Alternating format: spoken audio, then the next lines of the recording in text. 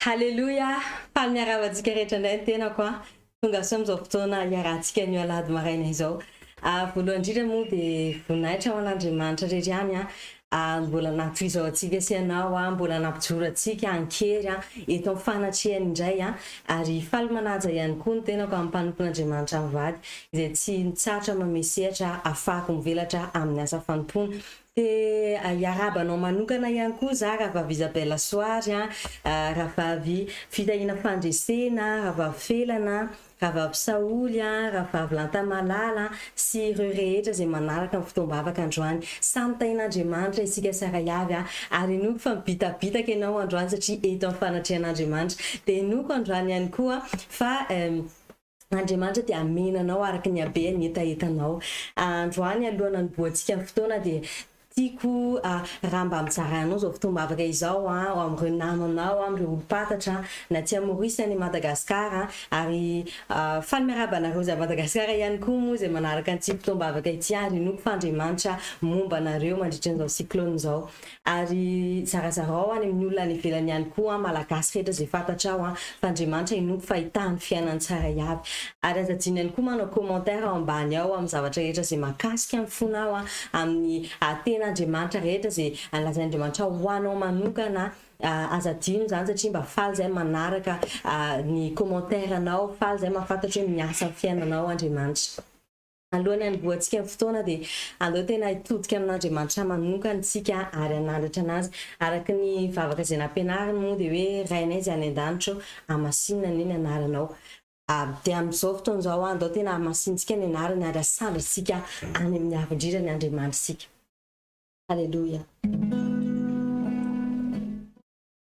Nanao tsinontsino nandawa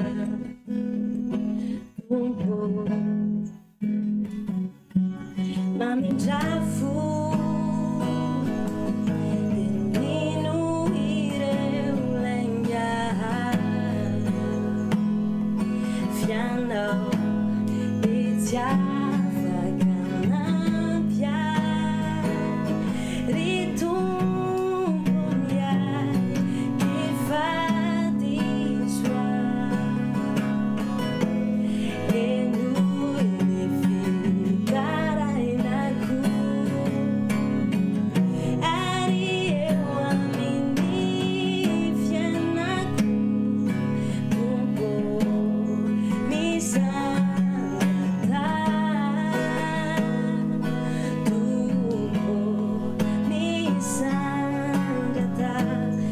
Esqueci nós,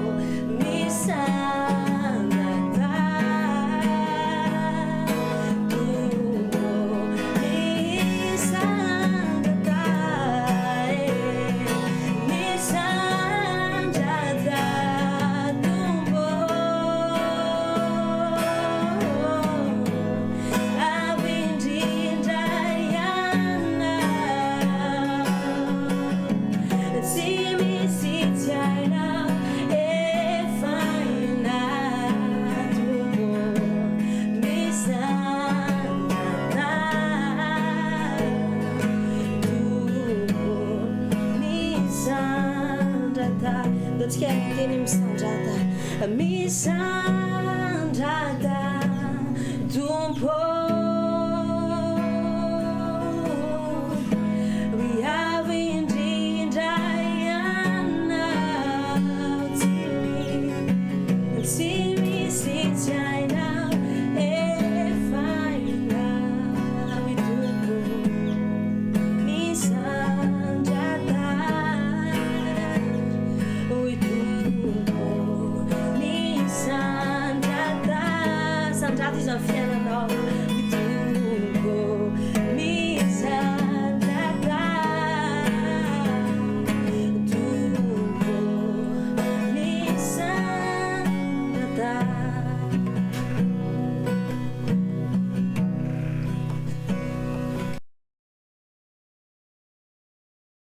Alleluia.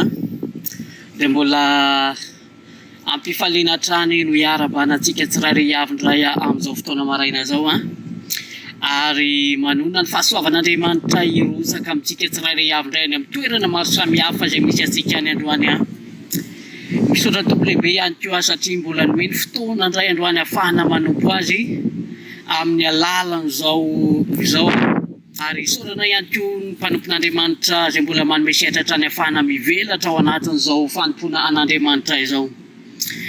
Ivavaka indray tsika amin'izao fotoana izao ary mangataka anao amin'ity fotoana androany ity mba tena hiomana amin'ny foa mampanahinao ianao androany mba tena hangetaeta ihany koa hiaona amin'ilay tomponao ianao amin'izao fotoana izao ary andaotsika hivavaka ary androany nefa mialohan'izany dia andao jery tenin'Andriamanitra tsika atao amin'ny bokin'ny Salamo 4:30 voalohany ka hatramin'ny 4 izay mivaky toy izao ny teny amin'ny anaran'i Jesosy Kristy manao hoe salamo nataon'i Davida tamin'izy nody adala teo anatrehany Abimeleka dia nioroahiny ka lasa nandeha hisaotra ny Jehova lalandava aho ho eo ambavako mandrakariva ny fiderana azy.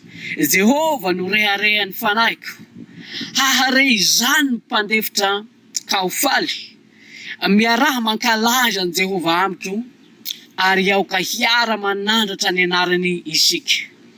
Mitady an Jehova aho dia mamaly ahy izy ka manafaka ahy amin'ny taotro rehetra ho aminao ihany koa izany amin'ny anaran'i Jesosy Kristy.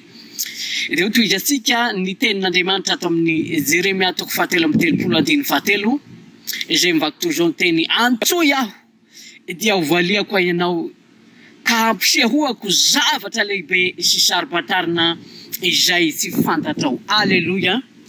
Izany ny tenin'Andriamanitra omeny atsika tsirairay avy amin'ity androany ity andaotsika hivavaka indray amin'izao fotoana izao fa mino fa hieno anao Andriamanitra amin'ity androany ity ary efa eo anaty an'Andriamanitra ihany koa ny fitarainanao raha iresaka aminy ianao androany raha hiatso azy ianao amin'ity androany ity asandrato ny vavaka ao amin'izao fotoana izao ary arahinay izy any an-danitro dia mbola makasitraka ary mideranao ny ray amin'izao fotoana izao noho ny amin'ny fahasoavana lehibe izay mbola omenao anay tsirairay avy. Misaotra anao ny amin'ny fitahinao sy ny famindramponao ary noho ny fahasoavana manokana indray tompo misaotra ihany koa ny amin'ny fitahinao anay tsirairay avy izay mbola ahafahanay indray miresaka aminao amin'izao fotoana izao ahafahanay manompo anao ihany koa amin'ity maraina ty tompo malalo. Misaotra noho ny amin'ny fahasoavana lehibe izay menao misaotra tamin'ny fiarovana izay nataonao tamin'ny fiainanay misaotra ny amin'ny fahasalamana izay menao misaotra tompo malalo tamin'ny zava-tsoa maro samihafa izay nataonao tamin'ny fiainanay hatramin'izay ka hatramin'izao tompo mankalaza anao zay satria Andriamanitra tsara tokoa ianao Jehovah-Andriamanitra ary mbola misaotra anao zay androany raha mbola afaka misokatra ny vavanay raha mbola afaka miteny zay androany tompo miantsoantso ny anaranao indray amin'ity androany ity ary ankehitriny izay Jehovah-Andriamanitra dia mangataka indray ny fanatrehanao magaga aoka hamangy anay indray ianao androany ary hikasika anay tsirairay avy indray ianao amin'izao fotoana izao mangataka ny fanatrehany fanainao masina zay amin'ity androany ity vangio zay fanay masina ary kasio ihany koa zay amin'izao fotoana izao aoka amin'ny sambatan'olona indray ianao, aoka hikasika ny tsirairay-avindray ianao, aoka hatsapa ny fanatrehanao ny tsirairay-avy any amin'ny toerana maro samihafa any amin'izao fotoana izao tompo a. Aoka hifanatrehanao mahery vaika any amin'ny sambatan'olona any androany fanahy masonao, mba tena hisy fahafahana lehibe, mba tena hisy hery lehibe hirosaka indray amin'ity androany ity tompo malala ao. Ary sokafo ny masom-panaina indray androany, vanginy fona indray amin'izao fotoana izao, fa mangetahetanao zay te hiaona aminao zay tompo malala ao. Maka sitraka anao zay raika amin'ny anaran'i Jesosy Kristy. Alleluia. Amen.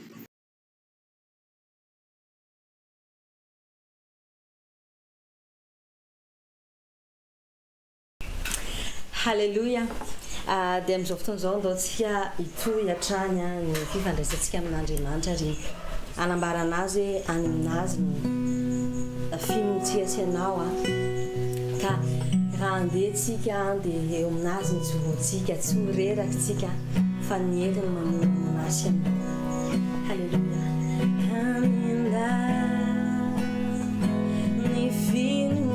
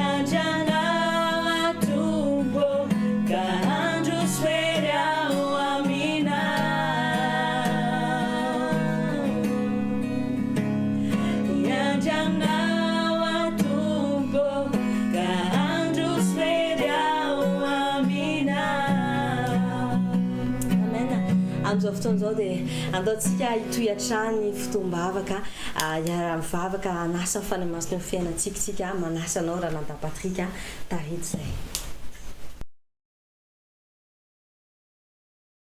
Alleluia. Dia misaotra ny tompo hatranytsika amin'izao fotoana izao ary andao hitoy hivavaka indraitsika androany ary izay tena Andriamanitra avy hatrany mialohan'ny vavatsika jerentsika atao amin'ny boky ny Hébreux 4:5-10 ka hatramin'ny 9 izay mivaky zao ny teny amin'ny anaran'i Jesosy. Fa velona sy mahery ny tenin'Andriamanitra ka maranitra noho ny sabatra roa lena ka manindrona hatramin'ny fampisarahana ny aina sy ny fanahy ary ny tonona sy ny tsoka ka mahay mamantatra ny eritreritra sy ny fisaina ny fo ary tsy misy zavatra ary na inona izay tsy miseho eo anatrehany fa ny zavatra rehetra dia mihanjahanja sy miharihary eo masony izay hafarany ataontsika koa satria isika manana mpisorona be lehibe izay lasa namaky ny lanitra dia Jesosy zanak'Andriamanitra. Aoka isika hihazina lay efa nekentsika fa isika tsy manana mpisorona be izay tsy mahay miara mitondra ny fahalementsika fa izay efa nalaim-panahy tamin'ny zavatra rehetra tahaka antsika kanefa tsy nanana ota. Koa aoka isika hanatona ny seza fiandriana ny fahasoavana amin'ny fahasahiana mba hahazahoantsika famindrapo sy ahitantsika fahasoavana ho famonjena amin'izay andro mahory. Alleluia. Hivavaka antsika androany. Mahery ny tenin'Andriamanitra raha lasa anabavy. Taky ny ahoana ho ny saitsainantsika hoe afaka mampisaraka ny aina sy ny fanahy ny tenin'Andriamanitra. Afaka ihany koa manindrona ary mampisaraka ny tsoka amin'ny taolana ny tenin'Andriamanitra. Te hanambara Andriamanitra amin'ity androany ity fa mahery ny tenin'Andriamanitra ary sisy zavatra mahery, sisy zavatra maranitra azo oharina amin'ny tenin'Andriamanitra. Na inona zavatra tiantsika ho sarahana amin'ny fiainantsika dia taty fa ny tenin'Andriamanitra ny afaka mampisaraka an'izany. Na inona zavatra tiantsika ho endana ihany koa eo amin'ny fiainantsika, ny tenin'Andriamanitra no afaka manendaka an'izany eo amin'ny fiainantsika tsirairay avy. Andao hivavaka isika amin'izao fotoana izao, andao hampiasaintsika ny tenin'Andriamanitra androany mba hanisitra ireo zava-sarotra rehetra, mba hanasaraka ihany koa ireo zavatra tiantsika ho sarana eo amin'ny fiainantsika, ireo zavatra tiantsika ho endana teo amin'ny fiainantsika izay tsy mahasoa asika amin'izao fotoana izao. Andao hivavaka isika amin'izao fotoana izao, ampiasao ny tenin'Andriamanitra androany. Efa nomen'Andriamanitra anao ny hery, efa nomen'Andriamanitra anao ny fahefana asan-drato ny vavaka amin'izao fotoana izao. Mankasitraka raiky amin'ny anaran'i Jesosy Kristy.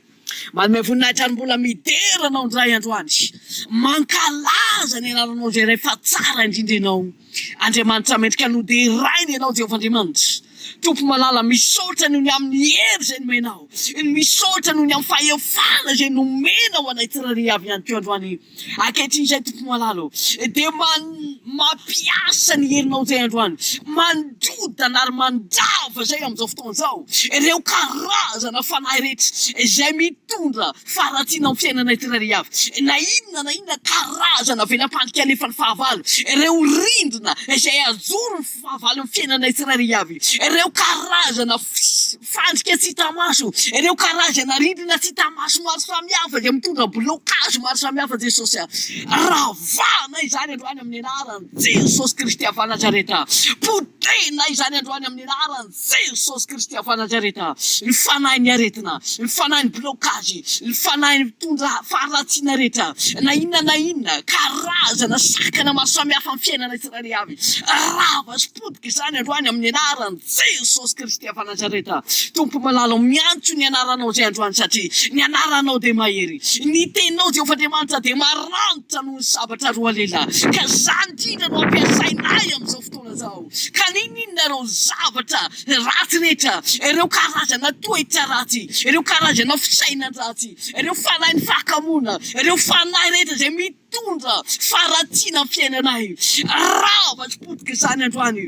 Didinay izany androany miendaka amin'ny fiainanay tsirairay avy amin'ny anaran'i Jesosy Kristy. Ireo toetra ratsy rehetra zay niraikitra taminay hatramin'izay, miendaka izany ary miala izany amin'ny anaran'i Jesosy. Tompo malala aoka hirosaka ny fanafana amin'ny isam-batan'olona. Aoka hampidina ny fanafana ianao amin'izao fotoana zao. Fa ilainay ny fanafana avy aminao tompo malala. Makasitraka anao ny amin'ny fanafana lehibe izay omenao anay tompo amin'ny anaran'i Jesosy Kristy. Alleluia. Amen.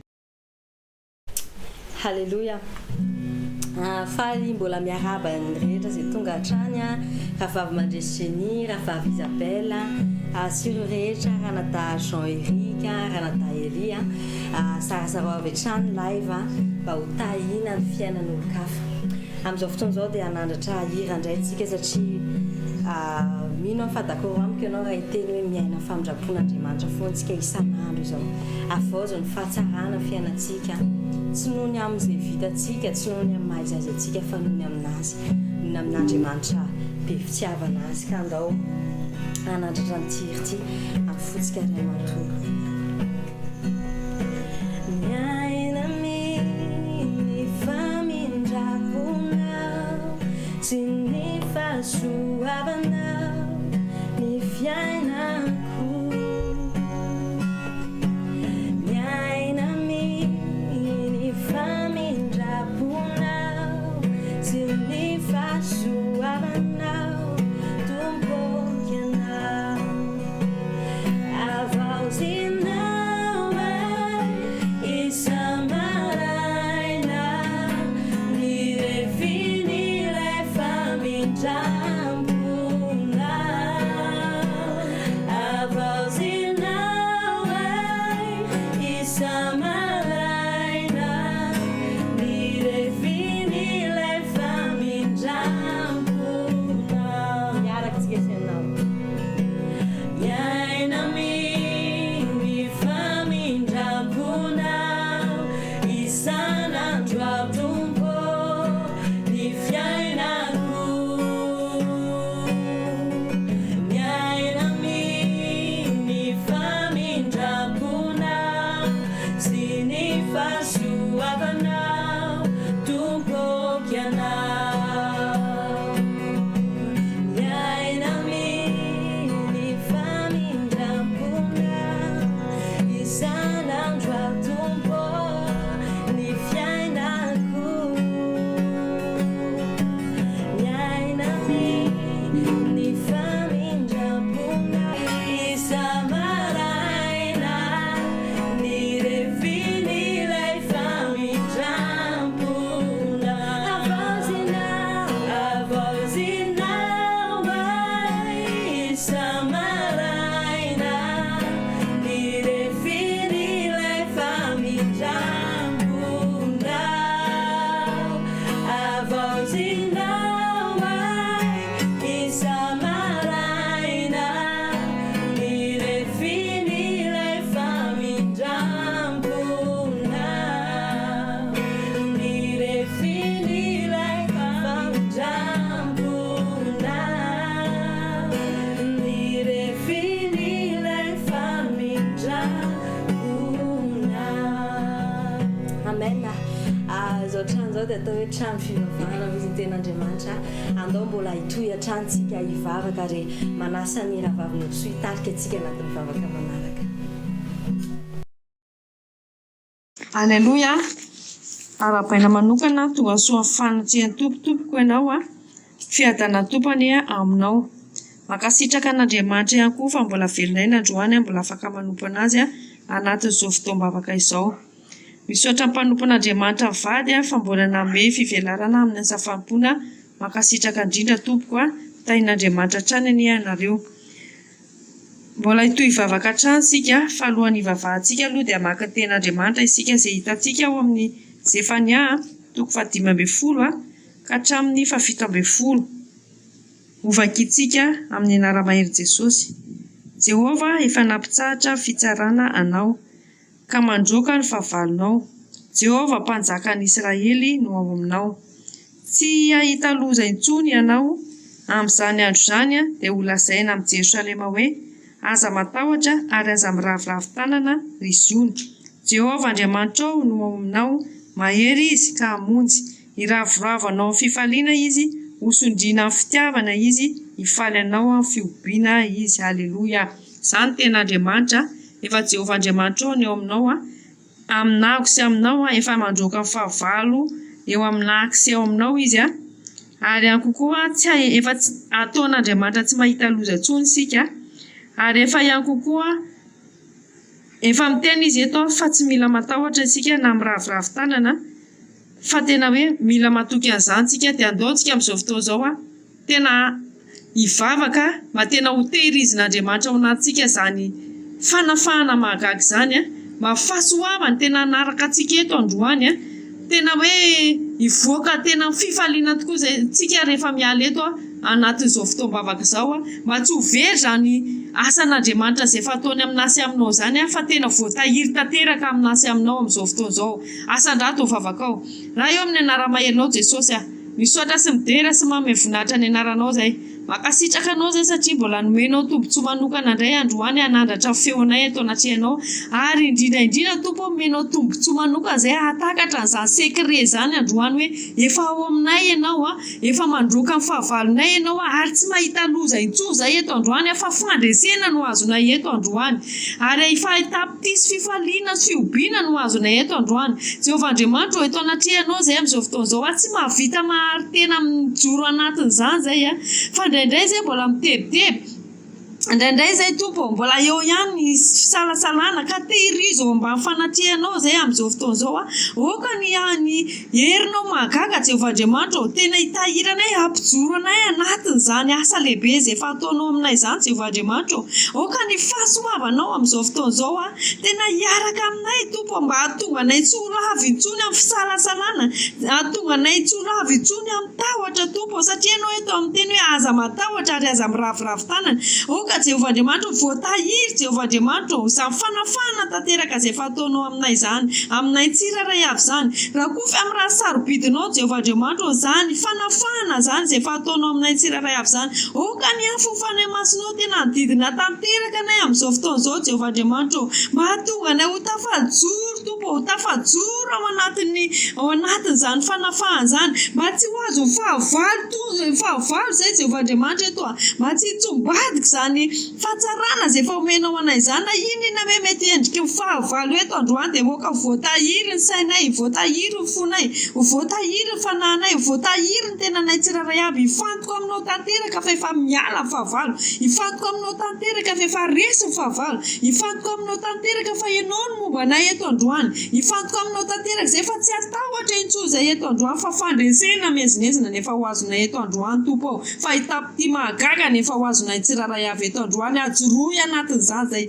oka ny herinao mahagaga tena ho tafatoetra anatinay amin'izao fotoana izao Tompo tafajoro tanteraka anay Tompo ka tena hiaraka amin'ny fifaliana izay raha mivoaka eto hiaraka amin'ny fandresena mezineza hiaraka amin'ny fiompiana sy fiadanana izay raha mivoaka eto Jehova Andriamanitra tsisy ho diso anjara izay zanaka ao tsiraray avy raha mivoaka eto androany Jehova Andriamanitra fa ho mpandresy avokoa izay satria izany efa tenao efa miala ny fahavalo izany efa tenao fa resy ny fahavalo izany efa tenao hoe tsy ahita loza intsony izay izany efa tenao eto Jehova Andriamanitra fa ianao nefa ao aminay ianao nefa miaraka aminay amin'ny anara-maherinao Jesosy Kristy misaotra ny fiarovana izay efa ataonao misaotra ny amin'ny fitehirizanao anay misaotra ny fahasoavanao aminay Tompo izay efa miaraka aminay eto androany Jehova Andriamanitra mampafantatra anay fa tsy andao anay intsony ianao fa efa miaraka aminay ianao misaotra Jehova Andriamanitra fa mampianatra anay ianao eto androany Jehova Andriamanitra hoe mpandresa eto androany mampianatra anay ianao eto androany hoe mba hanananay fatokina tanteraka fa efa miaraka aminay ianao nefa miasa ho anay ianao nefa miady ho anay eto androany voninahitra ho anao rery any Jehova Andriamanitra Alleluia Amen. Halleluja, tsara ny tompontsika lehibe loatra izy ka mendrika hoderaina andao hananatra hira fiderana tsy androany ity asandrato andiunira fidera gawiara nada chazi ami pifalina numa casa aduni tumpani asandrato andiunira fidera gawiara nada chazi ami pifalina numa casa aduni tumpani verna ankadacha nira fidera gawiara nada chazi ami pifalina numa casa aduni tumpani ni furo na makita na nilasi nilani chini lani cha nilasi nyanzeli nireta nilasi aduni tumpani ni furo na manidi nilasi nilano mekyuria nilasi nideli funai na nilasi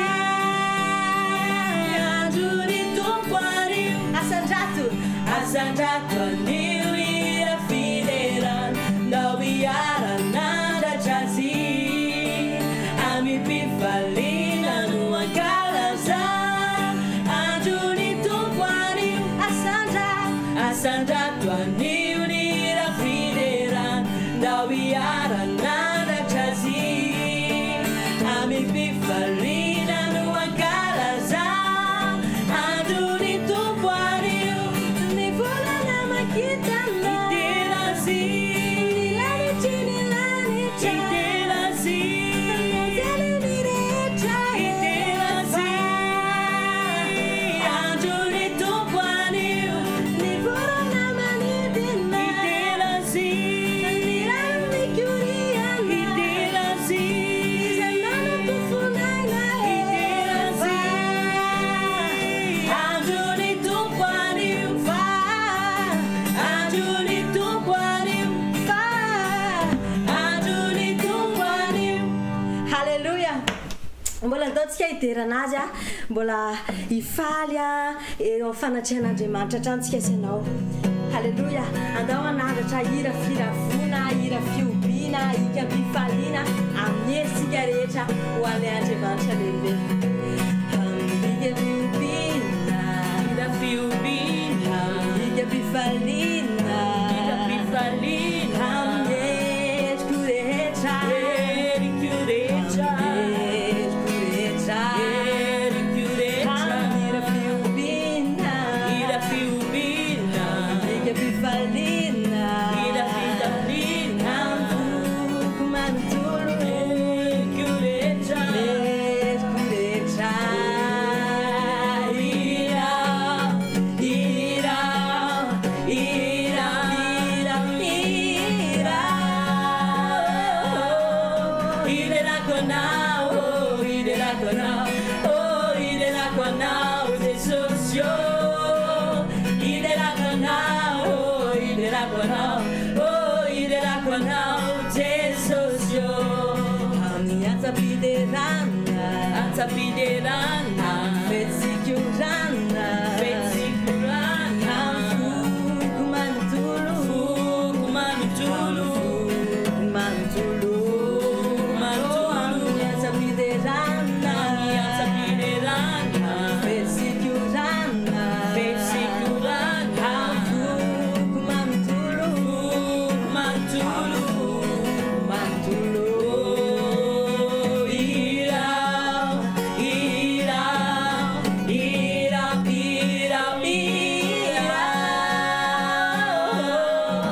idera konao idera konao oh idera konao Jesus yo idera konao idera konao oh idera konao Jesus yo idera konao idera konao oh idera konao Jesus yo idera konao idera konao oh idera konao Jesus yo Jesus ireriani numbeji chiuderai rambulla e totani nyannara nera ira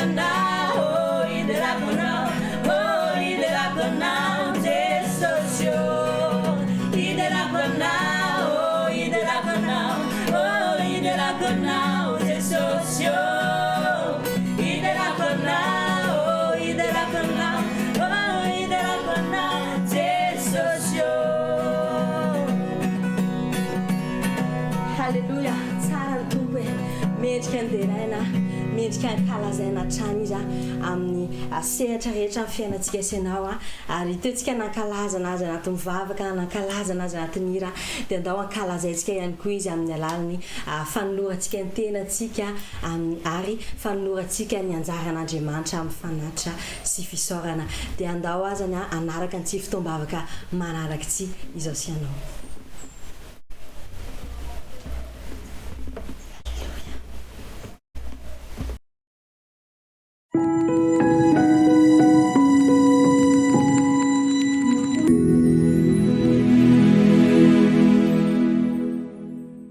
Alleluia, tsara ny Andriamantsika mendrika hoderaina izy mendrika kalazaina izy satria ozy ny ten'Andriamanitra izao olona noforoniko zao ny anambara fiderana dia tsika senao zany noforon'Andriamanitra izany. Miarabantsika rehetra hatrany amin'ny anaran'i Jesosy Kristy manona fiadanan'i Jesosy ho amintsika rehetra hatrany ary soratsika lehibe Andriamanitra satria safidy antsika senao eto izy androany tombontsoa lehibe ary tena hoe fahasoavana lehibe no men'Andriamanitra antsika senao ka isoratsika lehibe izy ary voninahitra dia ho azy rery ihany. Isaorana hatrany mpanompon'Andriamanitra izay manome fitokisana ahafana mitombo mivelatra hatrany ao anatin'ny asa fanompoana dia mankasitraka indrindra tompo. Tonga fotoana fanatitra sy ny ampafoli-karena itsika amin'izao fotoana izao fotoana fitahiana amen ho tahin'Andriamanitra ny antsika senao amin'ny anaran'i Jesosy Kristy rehefa manatanteraka ny sitrapon'Andriamanitra sy ny tenin'Andriamanitra dia tena ho tahiana antsika amin'ny anaran'i Jesosy Kristy. Raha ohatra sy ianao teto tamin'ny heriny tahaka izao dia nampianatra momba ny fanatitra sy ny ampafoli-karena mpanompon'Andriamanitra. Mino fa tsika senao tsy ho ringana satria efa nalala ny tenin'Andriamanitra dia mino fa ny tao anaty izany fampianarana izany dia misy teny na ray na roa tafalatsaka tao anaty fotsika senao tafalatsaka ao anaty saintsika senao dia tsika natateraka ny tenin'Andriamanitra amin'ny anaran'i Jesosy Kristy. Ozy izy ny tenin'Andriamanitra vakitsika Isaia 1:5 manao hoe raha manaiky sy mankatoy ianareo dia hihinana vokatsoa amin'ny tany amen. Raha manaiky ny tenin'Andriamanitra tsika mankatoy ny tenin'Andriamanitra dia izany tenin'Andriamanitra hihinana vokatsoa amin'ny tanyntsika senao. Ny tenin'Andriamanitra marobe zaray mpanompony teto tamin'izany dia mino fa raha manaiky an'ireny tsika satria Andriamanitra nampiasa ny mpanompony dia hihinana vokatsoa amin'ny tanyntsika ary mankatoan'izy ireny koa dia tena hoe hihinana vokatsoa amin'ny tanyntsika senao amin'ny anaran'i Jesosy Kristy. Toizantsika ny tenin'Andriamanitra ohabolana 7:7-10 vako toy izao amin'ny anaran'i Jesosy Kristy. Mankalaza an Jehovah fanananao sy amin'izay voalohambokatrao rehetra ka dia ho feno mitafotafo ny toeram-barinao ary ohatra ny ramboloboka eo amin'ny vata fanatazanao amen. Ho tanteraka amintsika anie izany amin'ny anaran'i Jesosy Kristy. Mankalaza ozy izy an Jehovah amin'ny fanananao sy amin'ny voalohambokatrao. Tsika senao eto natsoan'Andriamanitra ankalazana azy amin'ny fananana izay omeny antsika tsy tamin'ny herintsika tsy tamin'ny tanjakintsika nazahoantsika izany fa tamin'ny hery izay nomen'Andriamanitra antsika. Avy amin'Andriamanitra ireny dia misy apahany amin'izy ireny anaovantsika fanatitra sy ampafoli-karena izany hoe fanatitra fanomezana masina ho an'i Jehovah izany anatanterana ny asan'Andriamanitra tatsika angamba ireny hoe asa fanompoana manerana zao tontolo izao ireny aminjena fanan'olona maro anampiana andreo hoe fiangonana moa dia tsika zany misy ao anaty izany fiangonana izany hoe sahirana ohatr'izany dia ampiana izy ireny fa tsy jerena amin'izao fotsiny dia mino fa tsika senao anatanteraka ny tenin'Andriamanitra dia ho tanteraka amintsika senao ty tenin'Andriamanitra ty hoe ka dia ho feno mitafotafo ny toeram-barintsika senao amin'ny anaran'i Jesosy Kristy ary ohatra ny ramboloboka eo amin'ny vata fahamatazantsika senao amin'ny anaran'i Jesosy Kristy rehefa manao ny sitrapon'Andriamanitra tsika senao. Toizantsika ny tenin'Andriamanitra Filipiana 4:7 vako toy izao amin'ny anaran'i Jesosy Kristy. Fa Andriamanitra hatanteraka izay rehetra tokony ho anareo araka ny harena ao amin'ny Kristy Jesosy amen. Andriamanitra hanatanteraka izay tokony ho antsika senao. Eritreretin'io izany hoe harena voninahitra Andriamanitra izany azy ny tany lanitra izay rehetra eo aminy ho tahintsika senao tsy ho ritra ny koba ary tsy ho lany diloilo eo amin'ny fiainantsika senao amin'ny anaran'i Jesosy Kristy rehefa manatanteraka ny tenin'Andriamanitra ndo aritsika amin'izao fotoana izao asandrato ny ampafolo-karenanao raha manao an'izany ianao asandrato fanatitra anao amezantsika voninahitra ho an'Andriamanitra ny eo anatin'izany dia atolotsika aloha voalohany indrindra ny tenantsika ho fanatitra velona masina sitrak'Andriamanitra ary fonantsika satria raha mbola misy lotolotom-po any anatintsika raha mbola tsy namela ny hafa itsika nefa fanatitra ho an'Andriamanitra tsy akasitrahan'izany ary tsy ahitana azy tsika fa ifonantsika dia izy anatanteraka ny zavatra rehetra ho antsika senao dia asandrato ary ny feo antsika raha eo amin'ny anara-maherinao Jesosy misaotranao izay Andriamanitra ary midera ny anaranao masina indrindra izay ianao mpanjaka ianao ny tompo raha tonga eto izay Andriamanitra dia misaotranao izay fa ianao mbola mampijoro anay tahaka izao fa soavanao fa midraponao fitiavanao za mbola matoy izao anay dada misaotra amin'ny hery tanjaka fahasalamana nomenao na fanay na vory arena Andriamanitra ka tonga eto anatrehanao izay anao fanatitra anao ampafolo-karena ka eto androany dada dia voalohany indrindra tena anay dia atolotray ho anao voninahitry ny anaranao rery any ary raha misy ny tsy fahatanteranay Andriamanitra mamidrafo aminay tsiraray avy satria te ahitanao sy ny voninahitra ao anatin'izany fanatitra sy ampafolo-karena izany izay tovy amin'ny ranao zay Jesosy Kristy ary izay koa dia mamela ny hafa amin'ny anaran'i Jesosy Kristy raha misy olona mety naratra tamin'ny teny nalaoko vavanay na tamin'ny fihetsika dia mamelanay Andriamanitra ary mamelana izany olona izany koa ianao Andriamanitra satria te ahitanao izay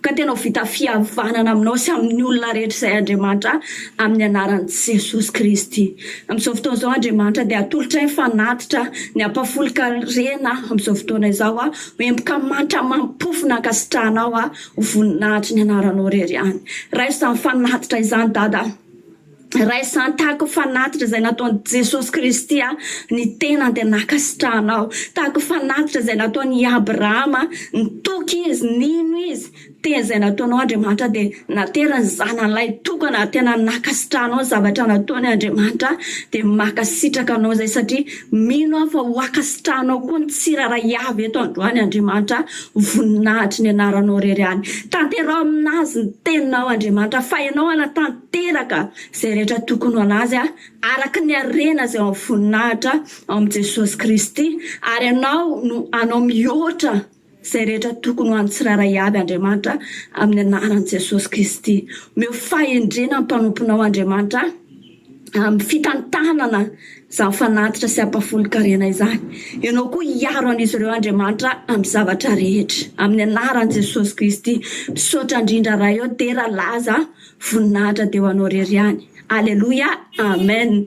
Amen na tsara ny Andriamantsika, aprimo tsara fanatitra sy ny ampafolo-karenantsika amin'ny fotoana miteny mpanompon'Andriamanitra dia ankatoavintsika izany.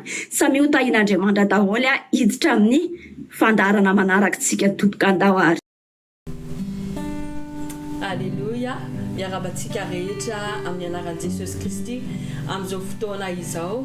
Ary maromarotsika eto dia makasitraka an'Andriamanitra amin'ny tombosoa nomeny anahy ahafahako mitarika antsika ao anatin'izao fiankofana izao ary ihany koa makasitraka amin'ny mpanompo ihany koa tsy mitsahatra mame fotoana tsy mitsahatra no mame fahafahana ahafahany miaraka amintsika eto manandratra an'Andriamanitra fa amin'izao maraina izao alohan'ny anaovantsika anohintsika ny programme androany alohan'ny andrenesantsika ny tenin'Andriamanitra fa tiako mihitsy alohany mieritreritra amin'ny fahatsaraan'Andriamanitra amin'ny fiainantsika satria rehefa ho avy koa ny teny dia ny teny ho avy miaraka amin'ny hery anovy sy anatsara amin'ny fiainantsika tiako ianao amin'izao maraina izao mieritreritra ny fahasoavan'Andriamanitra mieritreritra amin'ny famindram-pony tsy toy izao tsika tsy tahaka izao tsika raha tsy misy anazy marina koa ny zavatra ny teny lazainy Paul apôstôly nanao hoe noho ny fahasoavan'i Jesosy no nahatonga zao ay ary mino fa ianao koa matsapa an'izany hoe noho ny fahasoavan'Andriamanitra mahatonga zao anao sy anahy amin'izao fotoana izao ny fiainana miaratsy miasaotra fa isika zanak'Andriamanitra dia avan'Andriamanitra foana. Fa mino afa miray ny sainy amiko ianao amin'izao maraina izao anandratra an'izao hira izao ankasitraka an'Andriamanitra iankohaka aminazy no ny fahalebiazany amin'ny fiainantsika. Andao miara-taontsika izao hira izao. Fahasoavanao Jesolo iainako io no natohizao ahy tiano ireo asavidako fa no ilairanao soa averintsika miaraka. Fahasoavanao Jesolo iainako io no natohizao ahy tiano ireo asavidako fa no ilairanao soa natsoinao ahy mba hideranao anandratranao manatonanao amifasaina no ny fahasoava averintsika fahasoavanao Jesolo. Fahasoavanao Jesolo iainako io no natohizao ahy tiano ireo asavidako fa no ilairanao soa natsoinao ahy mba hideranao anandratranao manatonanao amifasaina no ny fahasoava natsoinao ahy Aleluia tompoko tena natsoinao mihitsy zay anandratra ny feo anay ho anao anandratra anao amin'izao fotoana tompo satria ianao ilay Andriamanitra tsara raha jerenay marina tompo zavatra misy amin'izao fotoana izao dia fahasoavanao marina dada no matony zao anay zany mihitsy dada raha isaina mihitsy ny otanay dia tsisy tavela mihitsy ny amin'izao fotoana izao ndera ho anao dada ndera ho anao farirana nanadio anay averintsika raha isaina tompo raha isaina ny oda tsisy tave ndera ho anao farirana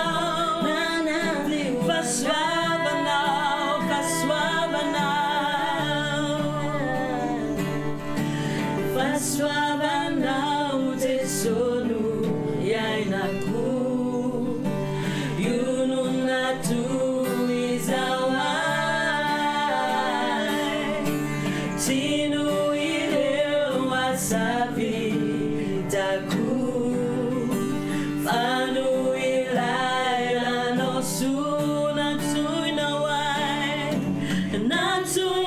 ahy mba hideranao anandratranao manatonanao amifasaina no ny fahasoavana no ny fahasoavana. Haleluia.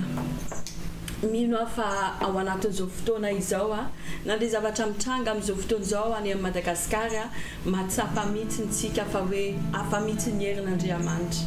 Maro mivavaka na sandratry ntsika nangataka famindrapo, nangataka ny herin'Andriamanitra ny asa fa tsy tahaka ny eritreretintsika zavatra niseho. Marina misy olona tena hoe ndona mafy le cyclone fa atreto aloha nisoratsika n'Andriamanitra tsy tahaka ny rivo-dozy tena nalaza be hoe andeha animba Madagasikara tanteraka. Dia andao tsika asianao tena anandratra n'Andriamanitra ao anatin'izao hira izao satria no ny herin'Andriamanitra niasa izy dia nanao zavatra mahagaga izy. Mendrika izy deraina asandratritsika androany. Sandrato ny feoanao dia andao tsika asianao dia tena hiaraka mihitsy teny hoe tompo ny herinao mihoatra an'izao rehetra izao. Halleluja. Tompo ny herinao mihoatra izao rehetra izao ka ny famindramponao manerana ny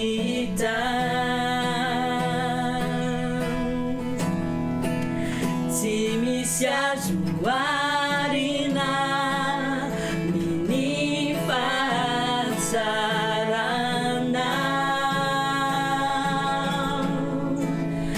ary o mandraky izay ny fiandriananao. Avy amintsika tompony herinao, tompony herinao mihoatra izao rehetra izao ka ny famindramponao manerana ny tany tsisy azo arina ny fahatsarana ary o mandraky izay ny fiandriananao. Misandrato ianao tompo,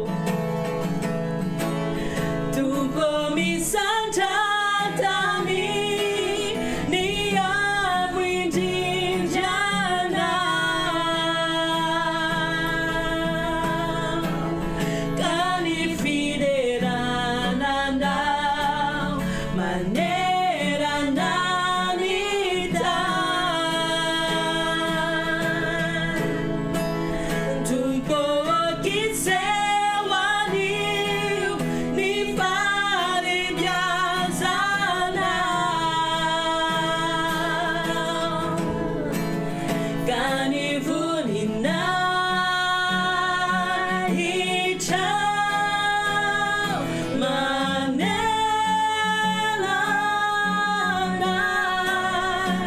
vatompianao sy Andriamanitra. Tompo misandrato ianao, tompo misandratami ny avo indrindranao ka ny fiderananao manerana ny tany tompo okitseo anio ny falebiazanao ka ny voninao hitrao ameno anay fatompianao sy Andriamanitra. Averintsika farany, tompo misandrato ianao, tompo misandratami ny avo indrindranao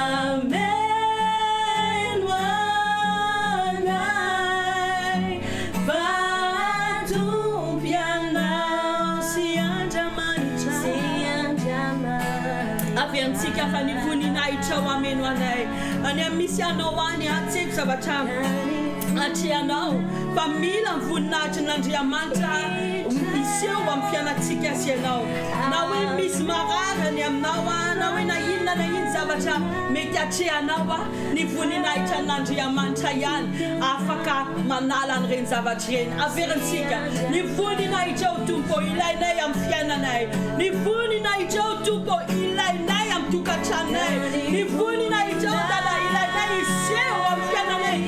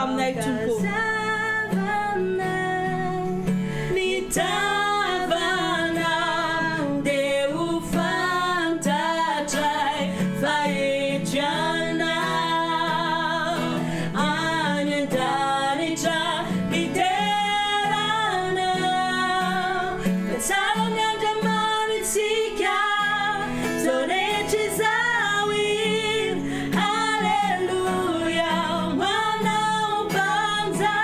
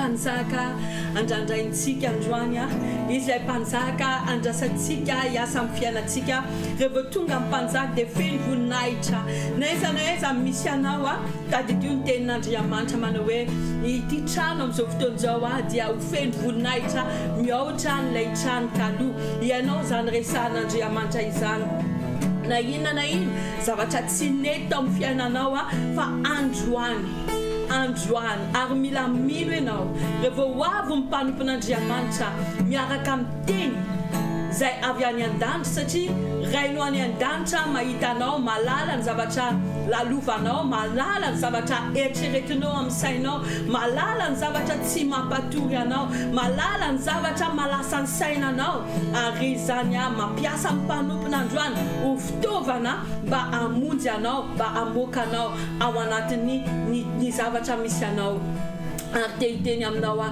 mila miandrandra ianao ny voninahitry tompo a miasa amin'ny fiainanao mila miandrandra ianao naiza nisy aizina tao amin'ny fiainanao rehefa tonga tenin'Andriamanitra misy fahazavana miaraka amin'ny voninahitry n'Andriamanitra mino ianao androany andray teny ianao aza atao tahaka ny fahitanao isan'andro ny live aza atao tahaka ny fiainonanao ny tenin'Andriamanitra isan'andro zao zavatra tiany tenen'Andriamanitra tsika hoe maro live mety arahantsika mety koa ianao amin'izao fotoana izao a misy fotoana ianao a mihaino mpanompon'Andriamanitra na dia tsy amin'ny ACI aza mihaino mpanompon'Andriamanitra mihaino toriteny ohatr'izao kanefa raha tsy pratikenao ilay teny dia tsy hitondra vokatra amin'ny fiainantsika tadidio a ity taona ity a dia ny tenin'Andriamanitra hoe taona famokarana mila mamokatra isika ary voalohany indrindra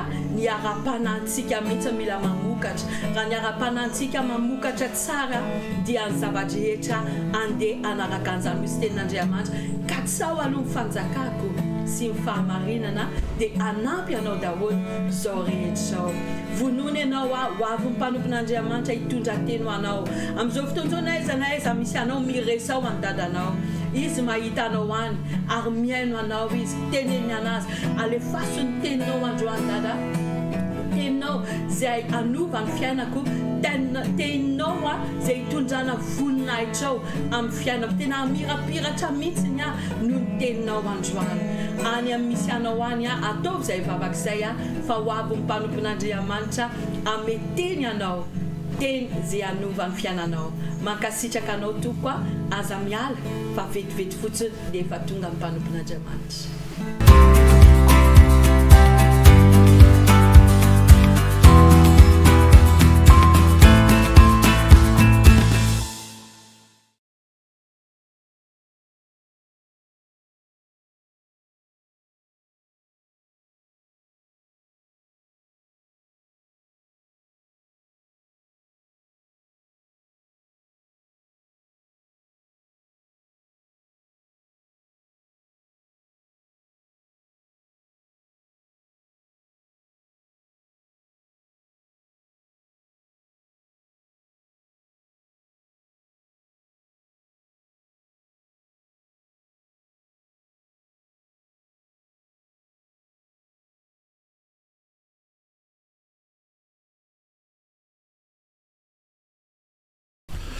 Halleluja, miara-batsika rehetra amin'ny anara-maherin' Jesosy Kristy a tonga soa eto amin'izao sehatra Facebook zao a sehatra ahafahantsika miserasera sehatra ahafahantsika manaja ilay raintsika any an-danitra mivavaka mifampizara ny tenin'Andriamanitra mifankahery a miaraba manokana ny Ernestine hitako eto a Lalaina Ideal Norsoa Feizora Mantina Titania Norsoa sy ny rehetrarehetra tia Jasara Elimiasa Yanta Malala tahin'Andriamanitra daholo tsika rehetrarehetra ny any Madagasikara ny aty Maorisy ny any Tanzania ny any Kanada ny any Frantsa tahin'Andriamanitra daholo tsika tonga soa eto amin'izao sehatra izao. Andriamanitra dia Andriamanitra tsara ary tsy manadino anao izy ary Andriamanitra tia anao izy amin'ny fitiavana mandrakizay tsy nanadinanao izy androany satria nanteny zay nomeny ay ho zaraiko aminao aza dia tena teny mitondra hery goavana ary manova fiainana. Ary mino aho fa androany ho kasihan'ny fanay masina ny fonao, ho kasihan'ny fanay masina ny fiainanao amin'ny teny izay ho alefany androany satria fotoana ionanao amin'Andriamanitra androany, fotoana ienonao ny teny ny sitrapony ahafahanao mandroso amin'ny fiainana, ahafahanao mahafantatra ny tokony atao amin'ny fiainana, mahafantatra lakile amin'ny fiainana dia ao amin'ny tenin'Andriamanitra zany. Alleluia, tsara ny tompontsika. Misy vaovao kely ihany koa teneniko hoe amin'ny 17 ny volana febroary itsika no fantatra hoe afaka miverina any amin'ny toerana ao a Camp le Vieux ve isika sa tsy, satria amin'ny fotoana io ny fanjakana aty Maurice no andefa fanambarana.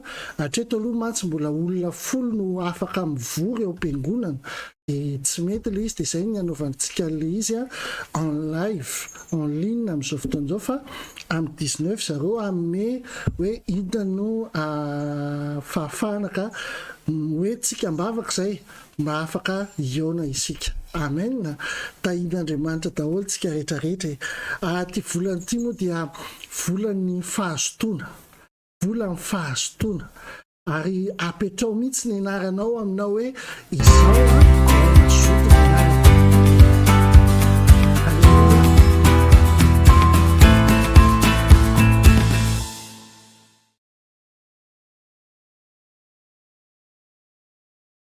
Alléluia. Tsara ny tompontsika. Vola amin'ny fahazotoana apetrao mihitsy ny anaranao hoe izao lay mazoto ny anarako. Alléluia. Amen. Ary ozy izy ny teny fototra amin'ny obolana 2:9 hoe mandehana ny amin'ny vitsika ary lay malaina io ny fanaony ka mba indre. Amen. Averitsika mandehana ny amin'ny vitsika ary lay malaina dia io ny fanaony ka mba indre. Alléluia. Matetika moa misy namako anankiray izay raha lahy tena tiako ao amin'ny tompo nisy fotoana zahay rehefa miteny dia hoe doranga ataontsika adim-bitsika. Inona moa le hoe atao adim-bitsika? Hitanao miaraka amin'ny tompo mandeha tsikelikely ary zavatra ataonao mandeha tsikelikely fa miaraka amin'ny fahazotoana dia mitondra anao any amin'ny anjara voatendrinao.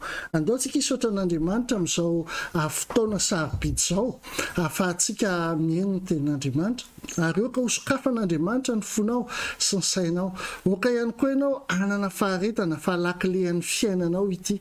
Anykeo maraina intelo ny kotiko mihitsy isaky ny fo dia kotiko hoe impira zay ny foazon'Andriamanitra, ary nisy teny nomeny anazy zay ho zaraiko aminao androany fa teny lakilehan'ny fiainanao mihitsy.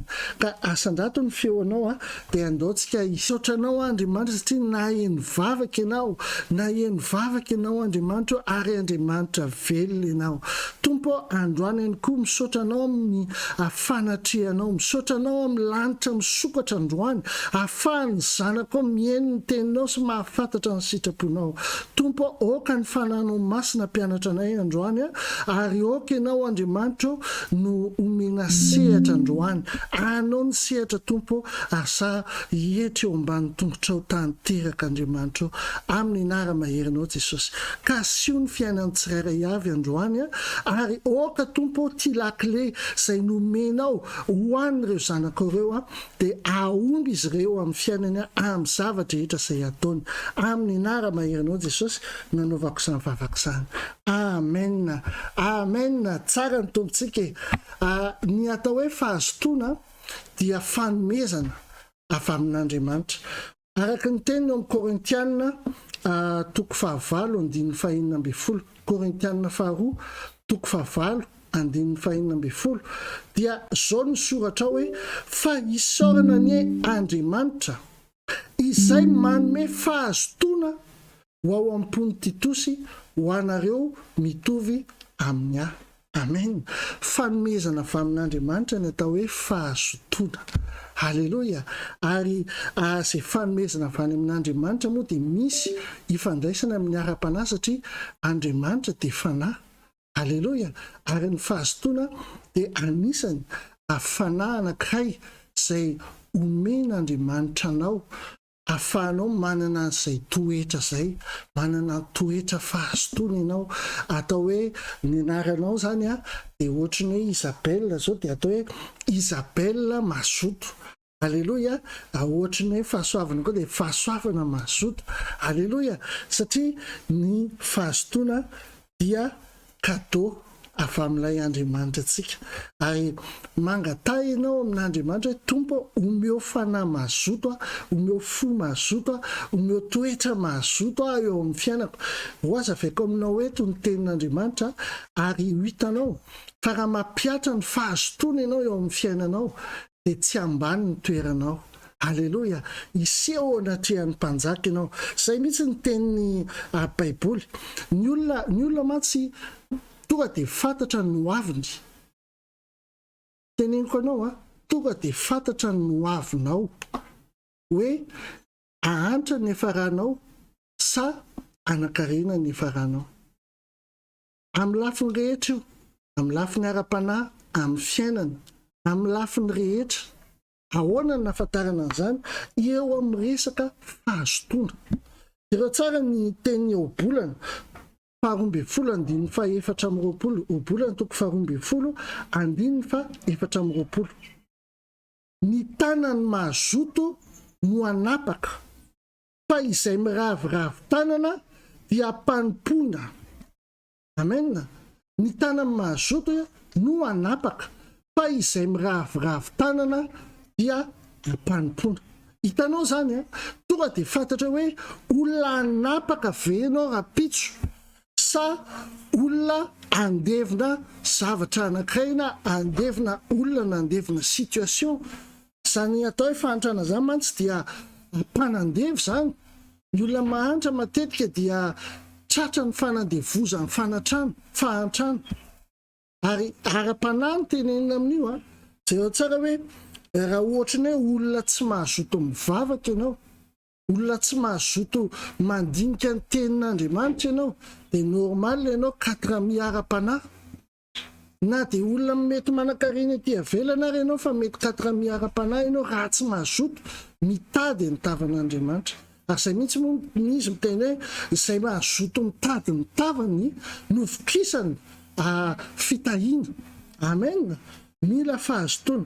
Jereo ihany koa ny fahazotoanao dia mametraka ianao eny amin'ny toerana avo, mametraka ianao miara-mipetraka miaraka amin'ny olona important eto amin'izao tontolo izao. Jerevy ny teny eo amin'ny obolana 22-29, obolana 2:7-20. Mahita olona mailaka mirarahany va ianao? Eo anatrehan'ny mpanjaka no hitsanganany, fa tsy hitsangana eo anatrehan'ny olona ambany izy. Amen. Io fahazotoanao io no ametraka anao eny amin'ny toerana avo. Ametraka anao miara-mipetraka miaraka amin'ny mpanjaka. Ary eto moa dia misy fifandraisany hoe mailaka mirarahany, mazoto amin'ny rarahany, mazoto amin'ny asany. Izay ny tian'Andriamanitra teneniny eo. Mazoto amin'ny asany, mazoto amin'ny rarahany. Jereo tsara, noho ny fahazotoana no nahatonga ny Jonatana zanak' Saoly nameny fahefana rehetra ny Davida. Jereo tsara fa Jonatana nge no tokony ho mpanjaka satria Jonatana zanak' Saoly. Fa no nitany Jonatana fa nahazoto Davida dia tena ny sorony mihitsy ny autorité-ny. Tamin'izany mantsy ny autorité amin'ny mampanjaka zany dia hoe ny akanjo nanaovany sy ny zavatra eny aminy zany zay maha-représente ny autorité aminy. Nasorony dia nomeny an'i Davida ao amin'ny Samuela 1:9-4 no ahitanao an'izany Samuela voalohany 7:20 andininy 4 ary ny sorony Jonatana ny akanjo ivelany izay teny aminy ka nomena ny Davida ba amin'ny akanjo fiadiny sy ny sabany sy ny tsipikany ary ny fehikibony koa aza. Amen. Satria nahoana? Satria Davida dia olona atao hoe tena nazoto tokoa. Ary teneniko anao hoe ny Baiboly dia miteny mihitsy hoe ny fisasaranao tsy foana tsy akory. Zany hoe ianao zany mila misasatra, mila mazoto ianao fa tsy foana tsy akory ny fisasarana. Raha nao amin'ny obolana 4:17 miteny an'izany tokoa hoe ny fisasarana rehetra dia misy valiny avokoa fa ny molotra be di be foana tsy mba azahoana ninina. Amen. Ny teny mandalo fa ny asa mamokatra, ny soratra mipetraka, ny asa mamokatra. Amen. Ny asa misy valiny, ny soratra mipetraka, ny teny mandalo. Zay ny tiany Baiboly teneny hoe fisasarana rehetra misy valiny avokoa. Inona ny sasaranao androany? Rehefa tokony miasa ianao dia indana miasa. Alleluia. Inona ny ataonao amin'io asanao io? Hitanao ny asanao io rehefa mazoto ianao amin'ny asanao io, ny olona tsy mijery ny hoe izy ianao, na olona lehibe ianao, na olona apotakely ianao, na olona botabe ianao, na mahikely ianao, na inona ny akanjonao eny, tsy izany ny jeren'ny olona, fa inona ny asanao dia inona ny vokatry ny asanao. Nazoto ve ianao tao amin'ny asanao? Jereo tsara raha mijery ao anaty Baiboly tsika ny tantaran'i Josefa zany. Zany Josefa zany dia olona nazoto tanteraka. Tany am-pigadrana izy nazoto. Halleluja. Nahazo fahitana avy izy. Avy eo nakao amin'ny tranon'ny Potifara. Olona nazoto be Josefa. Ozy izy mihitsy ny Baiboly hoe inona nataon'ny Potifara sisa? Dia naka ny sotriny, dia ny sakafo. Zay sisa nataon'ny Potifara. Zany hoe na hatramin'ny fandriana, na zaridaina, na lakozia, na ny rehetrarehetra. Dia rehefa misy an'izay tonga dia efa Josefa ny eritreretiny. Josefa rain'ilay mazoto. Tsy nahagaga. Raha ohatra ka niseho teo anatrehan'ny Farao Josefa. Zay mihitsy ny teny Baiboly hoe misy olona mailaka amin'ny asa ve eo anatrehan'ny mpanjaka izy niseho teo anatrehan'ny Farao Josefa. Adin'ny Farao tanteraka hoe ity Josefa ity nge ka tena sady andevo izy ity no tsy Egyptianina izy ity. Adin'ny Farao zany satria i Josefa mailaka tamin'ny asany. Ary toka Farao dia nahita ny Josefa dia niteny hoe ianao no ataoko manapaka an'ity Egypte ity, zarery sisa no eo amboninao, fa ny akoatr'izay dia eo ambany fahefanao. Marina ny tenin'Andriamanitra ny teny teo amin'ny obolana 2:12 teo hoe ny tanany mazoto no anapaka. Amen. Tokony hoe nandeha tany amin'ny Assemblée nationale, mety nandeha tany amin'ny Sénat, mety nandeha tany amin'ny procédure samihafa na tonga Josefa ho Premier ministre, kanefa tsy izay fa noho ny fahazotony na tonga ny Josefa Premier ministre ny Egypte, na dia niala tany amin'ny fanandevozana azy izy dia niakatra ho Premier ministre. Ianao koa torak'izany, io asanao izay isasaranao io no ahatonga anao ho Premier ministre eo amin'ny tanàna misy anao, eo amin'ny fiainanao, ahatonga anao anapaka noho ny fahazotonao amin'ny zavatra ataonao. Alleluia. Tsara ny tombontsika, tsara ny tombontsika. Hitanao na ahoana ny toerana misy anao androany, na hoe inona ny misy anao androany, na aiza ny toerana misy anao androany, tsy ny vola akory no anakana anao tsy hiasa, fa ny fahalainana manakana ny olona anankiray tsy hanao zavatra. Andaontsika anao an'izao zavatra tsisy vola. Andaontsika anao an'izao zavatra tsy izany fa ny fanjakana manao an'izao. Andaontsika anao fahalainana daholo zany. Hitanao matetika ny hoe ny excuse tokony tsy mipetraka amin'ny olona mazoto. Fa rehefa anao zavatra dia ndao atao na dia manomboka. Hitanao raha andeha 10 kilometatra ianao manomboka amina 50 centimetre aloha. Zany hoe iny pahanankiray anao iny da 50 centimetre vao mamindra anankiray fotsiny ianao.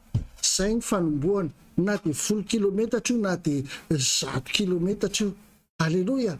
Fa manomboa ianao eo amin'ny toerana misy anao amin'ny zavatra tianao atao sy izay maharesy lahatra anao, asio fahazotoana ao anatin'iny dia ho hitanao fa ho asandratr'Andriamanitra ianao amin'ny asa izay ataonao, ho asandratr'Andriamanitra ianao amin'ny zavatra rehetra izay ataonao, satria hoentiny asan'ny tananao eny amin'ny toerana avo ianao. Halleloia. Ninona asanao dia ho hitanao ny olona rehetrarehetra eto ambonin'ny tany dia mahafinaritra azy hoe olona mazoto miasa. Niza ka mahita olona mazoto miasa dia hitanao fa misy fahafinaretana n'izany olona izany. Omeko ohatra fotsiny ianao, raha amin'izao tontolo izao na dia tamin'ny 2020 ary na tamin'ny 2019 2020 nisy an'ilay hoe crise économique zao 2021 nisy an'izao. Fa hitanao fa be dia be ny olona nanamboatra trano e. Hitanao fa be dia be ny olona nanao zavatra e. Nisy foana ihany koa ny sakafo teo foana e. Na dia hoe sarotra ary mitadina azy fa nisy teo foana ilay izy, zany hoe ny zavatra rehetra zany eo ihany. Fa ilay toe-tsaina mihitsy hoe ahoana ny zavatra ataoko araka ny tenin'ny Baiboly hoe ataovy izay azon'ny tananao atao rehetra fa tsy fantatrao izay zavatra aterany rapitso. Izany hoe dikan'izay maraina atoandro hariva ianao ataovy izay zavatra rehetra azonao atao. Oka ianao azoto tanteraka. Ao amin'ny didy 10 kosa miteny hoe aza diny ny andro anompoana an'Andriamanitra, ary amin'iny andro iny ianao sady makaina ny vatanao fa ny fanahinao no tena misakafo amin'ny fotoana iny. Ao anatin'ny didy 10 zany. Halleloia. Tsara ny tompo e. Hitanao na ny Andriamanitra tsika aza na i Jesosy Kristy aza, rehefa atao hoe Andriamanitra Jehova ray, Jesosy Kristy dia olona miasa reo. Amen. Andriamanitra miasa reo. Andro aman'alina miasa. Alleluia. Inona moa ny antony mahatonga an'izany? Tenin'Andriamanitra mihitsy miteny. Eo amin'ny Jaona 5:7, Jaona 5:7 miteny hoe fa Jesosy namaly azy hoe ny raiko miasa mandraka ankehitriny ary izao koa miasa. Amen. Miasa ny raintsika dia miasa Jesosy. Ianao koa zany mila miasa. Alleluia. Mila miasa ianao amin'ny zavatra ataonao ary mila mazoto ianao. Atao ve tsy mazoto hiasa Andriamanitra androany? Tsy atao miodiny ty tany ty. Na ataontsika fotsiny hoe 10 minitra fotsiny ary tsy miodiny ty tany ty. Inona ny zavatra iseho re olona? Atao fotsiny hoe tsy mahita masoandro ianao androany satria vizaka Andriamanitra dia natory Andriamanitra, kamo Andriamanitra ny asa. Inona ny zavatra iseho? Atao fotsiny hoe ianao androany tsy nomena rivotra iainana androany. Inona ny zavatra iseho re olona? Zay ny hoe Andriamanitra dia Andriamanitra miasa mandraka ankehitriny ary Jesosy miasa. Izany hoe tena toetrantsika mihitsy n'ilay hoe mazoto miasa eo amin'ny fiainantsika. Zay koa ny anisan'ny ray antony namorona an'Andriamanitra antsika. Jereo ny ao amin'ny Genesis 2:15. Jereo Genesis 2:15. Zao ny tenin'Andriamanitra: ary Jehovah Andriamanitra nitondra an-dralehilahy ka namponina azy tao amin'ny Saedeny. Aninona? Inona ny andraikitra voalohany? Hiasa sy hitandrina azy. Amen. Hiasa sy hitandrina azy. Raha teo alolo kely raha mamaky ny Genesis ianao talohan'iny fotoana iny dia Andriamanitra ray mihitsiny no miasa mikarakara ny zaridaina tao dia namorona ny Adama izy idelegeny hiasa sy hitandrina an'io zaridaina io. Hitanao zany hoe Andriamanitra zany dia miandrandranao ampiasa ny tananao, ampiasa ny lohanao, ampiasa ny herinao, ampiasa ny fonao, ampiasa ny zavatra rehetra izay anananao mba hitombo ny zavatra eo ampelantananao. Amen. Ny lalàna ny fampitomboana dia arak'le efa fantatsika satria ty taona ity dia taona ny fahavokarana. Ny lalàna ny fampitomboana dia tsy maintsy ianao mamafy aloha, ary le famafazana iny tsy maintsy ianao manana fahazotoana manisy rano, manisy ny zavatra rehetrarehetra mba hampitombo an'iny vo izay nafafinao iny. Tamin'ny volana lasitsika efa nianatra momba an'izay, amin'ity volana ity mila mahazoto tsika amin'ny asa izay ataontsika. Mety tena ianao zange pastera tsy manana asa dia ianao afaka mamorona asa ho anao. Omeko ohatra iray ianao, nisy fotoana zahay tany Madagasikara dia nisy fotoana tsy dia nandeha ny asa anankiray. Dia inona ny zavatra atao satria ianao tsy afaka miandry fotsiny amin'izao, tsisy olona hoe ho avoka amin'ny sakafo anao isaka mihetsika ao, fa tsy maintsy miasa ianao. Dia inona ny zavatra nieritreretinay? Jerena foana aloha inona ny manodidina, inona ny zavatra misy miexista eo akaikinao eo. Zany hita nisy voankazo, be dia be ny voankazo. Ok, inona no asa ataoko amin'ity voankazo ity? Alaiko ny voankazo dia ataoko jus, ataoko confiture. Amen. Zay mivady zao nanao jus confiture, nefa mbola nanana asa nanefy zay nanao ny zavatra rehetrarehetra, fa nanao jus confiture zay lasa nivarotra jus confiture, manamboatra jus confiture, namorona asa ho an'ny tenanay. Rehefa tsy misy olona ianao hoe ampiasa dia mamorona asa, ary mila mahazoto ianao amin'ny asa izay ataonao io. Alleloia. Jerenao tsara, na any am-piasana azy, rehefa misy olona anankiray hoe tonga ohatra ny crise économique, jereo tsara tonga ny crise économique, dia iza ny olona roahana voalohany ao am-piasana. Dia jerena tsara foana hoe ireo olona izay tsy tonga matetika, le maka congé foana, le maty ny bebeany inefatra ao anatin'ny herintaona, reny mila jerena hoe izy reny no roahana voalohany. Hitanao tena marina zany. Zasa nisy fotoana ampiasa, nisy fotoana koa mpampiasa, fa fantatro tsara fa ireo olona izay kamokamo miasa, reny no alefa voalohany. Fantatrao tsara zany, mila fantatsika zany hoe ny olona rehefa tsy mahazoto ianao amin'ny zavatra anankiray dia tsy ilain'ny olona ianao. Amen. Ary eo no mahatonga ny hoe rehefa misy zavatra ataonao dia le zavatra tianao koa atao. Satria amin'izay rehefa tianao le zavatra ataonao dia tonga ho azy ny fanahy ny fahazotoana. Alleluia. Tonga ho azy ny fanahy ny fahazotoana. Raha mijery an'i Jesosy anitsika, Jesosy ny asa fatratra ary nahazoto adininy hatramin'ny sakafo ary. Rehefa tena miasa ianao ka mahazoto ka tianao le asa ataonao, na amin'ny sakafo aza adininao indraindray. Jereo nge Jesosy nandeha izy nakany Samaria izy, nona zareo. Dia lasa mpianany nandeha nitady sakafo hohaniny, fa Jesosy niresaka tamin'ilay vehivavy Samaritanina teo. Ary rehefa niresaka tamin'ilay vehivavy Samaritanina teo izy adininy hatramin'ny sakafo, ka anka no niverina ny mpianany. Dia nahitan'i Jesosy, dia niteny ny mpianany hoe amba efa ny sakafo Jesosy. Tsy mbola ny sakafo Jesosy, fa izy ny teny hoe zahako azy izy misy sakafo efa nohaniko izay tsy fantatrareo. Inona le sakafo?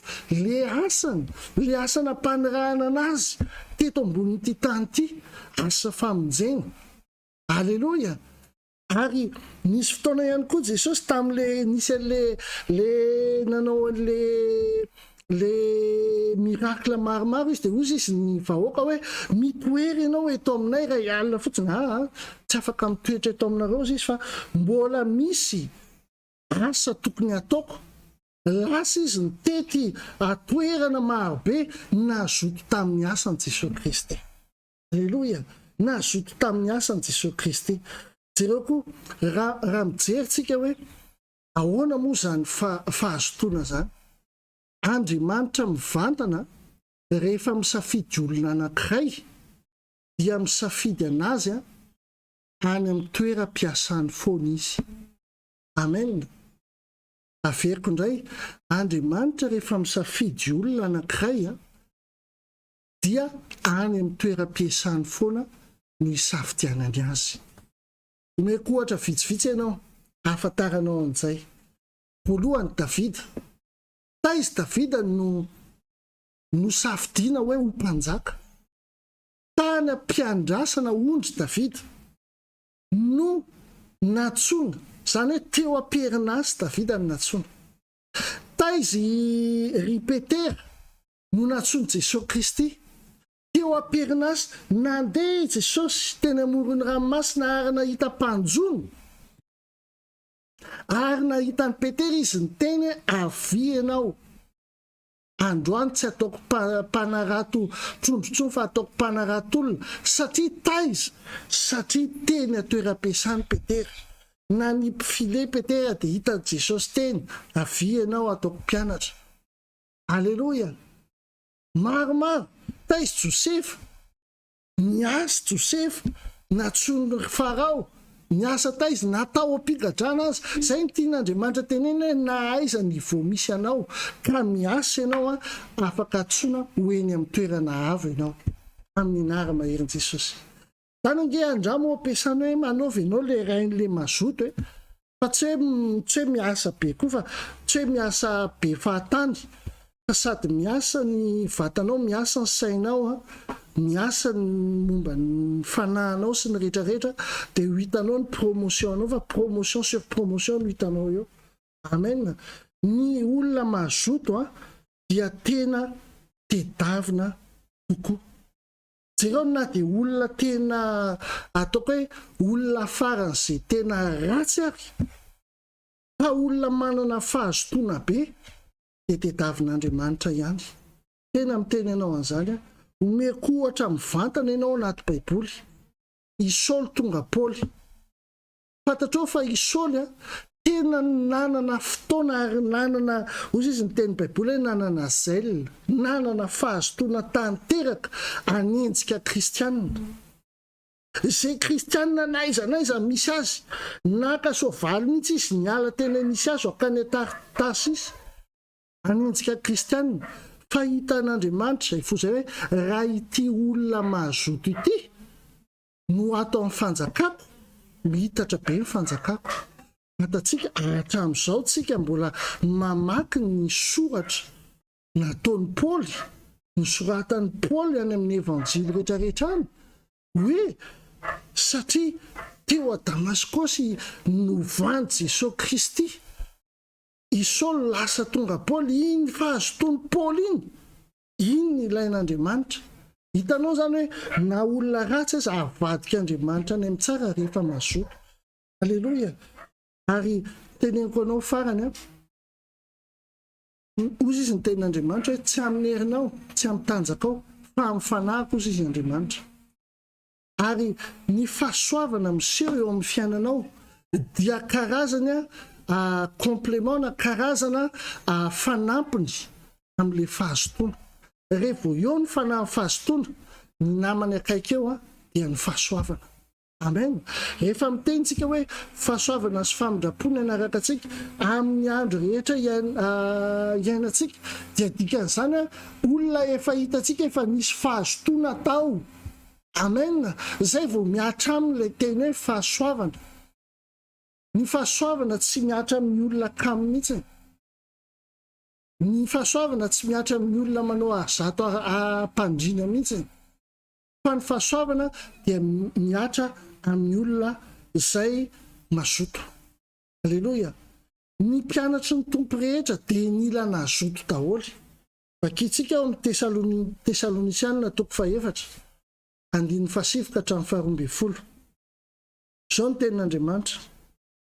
Fa ny amin'ny fifankatiavan'ny mpiralahy, misy fifankatiavana zany ao. Dia tsy misy tokony ho soratako aminareo. Satria ny tenanareo dia ampianaran'Andriamanitra ifankaty. Zay koa nahitana hoe mpianatra Jesosy tsika raha mifankaty. Amen. Fa maneho izany ihany ianareo amin'ny rahalahy rehetra eran'ny Makedonia. Nefa mananatra anareo ihany zahay rahalahy mba hitombo bebe kokoa. Ahoana io resaka fitombona io? 12. Ary mba hokendrenareo ny ho tafatoetra tsara sy hitandrina ny raharahanareo ary hiasa amin'ny tananareo araky ny nandidinay anareo. Amen. Aveko hokendrenareo ny ho tafatoetra tsara dia eo amin'ny finoana zany, ary hitandrina ny raharahanareo, zany hoe arak'ilay ohatra ny nianarantsika tamin'ny Davida tamin'ny herinandro teo hoe rehefa andeha izy anatitra sakafo an'ny rahalahiny dia no delegeny ny asany mba tsy hoe zarizary foana ny asa hoe asa tsy vita. Dia hitandrina ny raharahanareo, tandremy tsara ny asanareo, aza ataoko totoa ny asa zany. Io ny endrika amin'ilay mazoto hoe tsy manoko totoa, ary asa amin'ny tananareo araky ny nandidinay anareo. Hitanao zany a, nizaniza tsy maintsy miasa, tsy maintsy miasa nizaniza. Dia ozy izy hoe 12 mba andehananareo amin'izay fitondran-tena mamendrika ny eo avelany ary mba tsy hanan-java mahory ianareo. Amen. Hitanao io fahazotoana io zany a, mitarika fahasoavana. Tsy afaka hoe hanan-java mahory ianao a rehefa mahazoto a ao amin'ny asa izay omenanao. Alleluia. Mino aho fa tena raisinao zany teny zany, ary mino aho fa mieritreritra ianao hoe inona ny zavatra azo atao. Ozy izy ny tenin'i Jesosy hoe misa dia mbola atoandro ny andro. Le asa ataonao koa zany ataovy asa madio, ataovy asa mazava, aza atao asa maizina. Misy nge ny asa fa asa maizina. Fa jereo amin'ny Jaona 5:1 ny tenin'i Jesosy Kristy, isika ozy izy tsy maintsy manao ny asan'izay naniraka.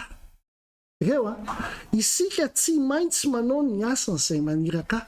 Zany hoe ianao io zany tsy maintsy manompo an'Andriamanitra ianao, fa tsy afaka hoe isehoseho fotsiny eo anatrehan'Andriamanitra nefa olona tsy mpanompo akory. Amen.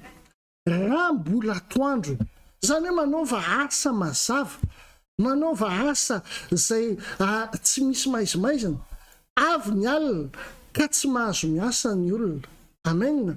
Rehefa ao amin'ny maizina dia aza miasa, rehefa zanak'Andriamanitra dia tsy miasa ao amin'ny maizina. Amen. Tsy misy zava-maizina ataonao. Zany hoe rehefa misy asa ohatra ataonao dia aza asiana kolikoly. Raha hoe miteny ianao hoe kristianina zanak'Andriamanitra, aza asiana kolikoly, aza asiana hoe zavatra ratsy sy maizina, aza asiana hoe asa mamotika ny fiainan'ny hafa, aza atao an'izany satria amin'ny atoandro no tokony miasa isika ary manao ny asan'izay miantso antsika. Alleluia. Raha mazoto ianao, inona moa ny dikany atao hoe fahazotoana? Raha nanaraka ny fampianarana rehetra teo ianao dia zany fahazotoana zany dia hoe asa miasa mafy sady tsara. Amen. Miasa mafy ampahindrena sady tsara, ary aseho an'ny tenin'Andriamanitra mihitsy za gaga fa rehefa mampiatra ny lakile avy any an-danitra ianao, na pino ianao na tsy pino dia misy valiny foana. Fa saingy mampiavaka amin'ny pino sy ny tsy pino ny mpakatoa sy ny tsy mpakatoa dia any am-parany ny ahitana anazy. Amen. Fa raha ohatra ianao manaraka ny règle n'Andriamanitra, commandement n'Andriamanitra, ny didy napetrak'Andriamanitra dia misy valiny foana. Raha mijery ianao, iza ny olona manan-karena indrindra eto ambonin'ny tany amin'izao tsika miteny izao? Ny anarany atao hoe Elon Musk. Io rangahy io izay nanamboatra ny automobile Tesla, nanamboatra ny hatramin'ny fusée makany amin'ny volana azy. Izy tsy mahafantatra ny inona momba ny fusée, fa nahazoto amin'ny asany izy. Fantatra ao aiza izy matory, any am-piasana izy matory. any izy misakafo, any izy mifo, mipiasa lasa mody any trano, any izy ao ampiasana matory. De tsy gaga ianao raha hoe olona manankarena be indrindra eto ambonin'ny tany satria izy nazoto tamin'ny asany. Amen. Maneho an'izay fahazotony izay izy. Ianao ihany koa raha maneho fahazotony ianao amin'ny zavatra ataonao, tsy ho gaga raha ho lehibe ny hafaranao. Mety kely ny andohanao fa lehibe indrindra ny hafaranao satria manatanteraka ny andraikitra voalohany izay omen'Andriamanitra anao. Araka ilay Genesis 2:5-10 teo, manatanteraka ny andraikitra voalohany ianao. Ny atao hoe fahazotona zany miasa tsara sady miasa mafy, izay ny voalohany. Faharoa, tsy miravoravo tanana, izany hoe tsy découragé. Alléluia. Dedray ma tsy miasa io dedray io fiainana io tena ohatrany hoe mampilavolefiny zany. Fa ny atao hoe fahazotona tsy milavolefiny ianao, na firy ny fotoana tokony ahatongavana io, na ahoana fa tsy milavolefiny ianao fa mandroso hatrany. Araka ny le hira hoe androso hatrany aho. Amen. Mandroso hatrany ianao, tsy milavolefiny ianao, mampiseho ianao fa ny ao anatinao lehibe no ny amin'izao tontolo izao. Amen. Ka ninona saka ny fahavalo eo anatrehanao, ninona olana miseho anatrehanao, any aminao le vahaolana satria ianao le rain'le mazoto. Amen. Fahatelo, ny atao an'izany hoe fahazotona zany dia ilay manana saina mamorona sy manatsara. Omeko ohatra ianao, raha ianao zao mpanjaitra, alleluia, dia mpanjaitra taloha inona ny tena hainjarona anao? Nanao paty d'éléphant. De teneniko anao fa amin'izao fotoana izao ianao ndana manaova paty d'éléphant dia izay tanana ny patalohanao raha ho velona ianao. Tsy maintsy nisy fivoarana, tsy maintsy nisy masinina joki tao, tsy maintsy nisy fipasohana tao, tsy maintsy misy design indray tao. Izany hoe le asa ataonao io ataovy zay ny tany hoe mazoto ianao sa tsy mazoto, ataovy izay hanatsarana ny asanao. Na dia miasa any ampiasana ianao fa ataovy izay hanatsarana ny asanao, asivo créativité ny zavatra ataonao. Zay ny marika ny ahitanao hoe olona mazoto. Raha ho ampiasana ianao raha hoe zatra hoe ty fotsiny dia ty fotsiny dia ty fotsiny ty fotsiny raha production folo ianao androany, tamin'ny taona ianao production 10, androany ianao mbola production 10 tsisy ilavana anao ampiasana. Fa raha production 10 ianao tamin'ny taona, production 25 ianao androany, zay le hoe olona mazoto ary ilaina tanteraka ianao satria hainao le mampitombo zay eo ampelantananao. Amen. Amin'ny zavatra rehetra mila mazoto ianao. Manana andraikitra tsika na ao atokantrano aza na manadio trano aza dia mahaiza mazoto manao an'izany ianao. Amen. Omeko ohatra anankiray fotsiny ianao. Za rehefa mandeha na tany Europa, na tany Asia, na taty Maurice, na tany Madagasikara, na tany Afrika du Sud, naiza nalehako teneniko anao fa zavatra rainy ahitako hoe misy olona kamo anatin'ny trano anankiray na misy olona mazoto ao. Meko ohatra ray ianao, rehefa ohatra ka hitanao fa misy lamba miahy hita ny vahoaka be ny avelany eny, hitanao le misy le atin'akanjo miahy ery ananiny ery, dia fantatrao fa misy olona kamo ao zay. Tena marina ny teneniko anao. Inona ny aton'izay?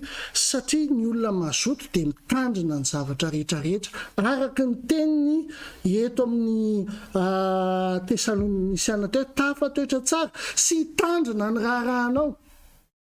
Azonao atin'akanjo maloto eriva dia adehako vahoaka raha ohatra ianao ka mitandrina ny tokantranonao e. Amen. Teneniko marina an'izany ianao, miala tsiny amin'izay olona manao an'izany fa aza manao an'izany intsony. Alléluia. Fa teneniko anao hoe ataovy tsara ny asanao, ataovy mazoto ny asanao. Manao zavatra ve ianao, ataovy tenina hoe ohatra ny ataonao an'Andriamanitra le zavatra ataonao ary isy fifalianao satria ny tenin'Andriamanitra ny zavatra rehetra ny fisasarana rehetra dia tsy maintsy misy valiny avokoa. Halleloja. Mahitanao androany olona mahazoto, olona mikandrina, olona mampitombo ny zavatra rehetra izay ananany, na ara-panahy zany, na eo amin'ny asa zany. Raha manana trano iray ianao, iriko amin'ny anara-maherin' Jesosy Kristy hitombo trano roa. Raha manana asa iray ianao, iriko amin'ny anaran'i Jesosy Kristy hanana asa faharoa ianao, ary iriko amin'ny anara-maherin' Jesosy Kristy mba tsy ho zavatsoa ianao noho ny fahazotonao amin'ny anara-maherin' Jesosy. Iriko dia iriko tokoa hoe ilay Andriamanitra mahazoto ary miasa isan'andro isan'andro, ilay Jesosy Kristy miasa sy mahazoto isan'andro anome anao cadeau any fiainanao dia ny fahazotona, mba ho hitan'ny olona eo anatrehan'ny mpanjaka ianao. Amen. Entoko fahasoavana sy famindrapona nanaraka anao amin'ny andro rehetra iainanao ary toetra ao an-trano Jehova lalandava ianao. Ry ilay mazoto, tahin'Andriamanitra indrindra ianao, jerevo ny vitsika ary makafaindrena eny amin'ny vitsika obolana toko 4:9 tahin'Andriamanitra indrindra ianao.